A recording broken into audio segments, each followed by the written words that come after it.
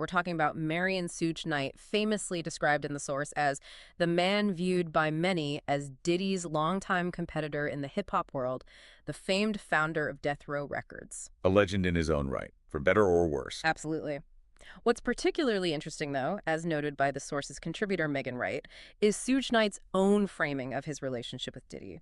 She points out her initial surprise because Suge Knight doesn't quite say we rivaled. Because you say we rival, that mean we had to be really, really bad enemies. Mhm. He seemed to kind of downplay the intense rivalry that history remembers. Right, because historically, that rivalry is almost legendary in hip-hop, isn't it? Yeah. The whole East Coast versus West Coast narrative often boiled down to Bad Boy versus Death Row, Combs versus Knight. It was huge. It was absolutely huge, and the source makes that connection back to the historical context.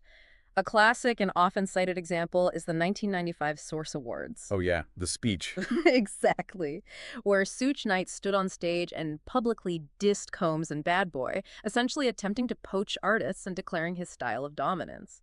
And the trial itself has even acknowledged this historical tension, mentioning an incident in 2008 when Diddy allegedly was on his way to Mel's diner, which almost went down, suggesting a near physical confrontation between their entourages back then. So yeah, definitely rivals historically. Absolutely. So for Suge to speak in 2025 and say they weren't really rivals comes as a bit of a historical surprise.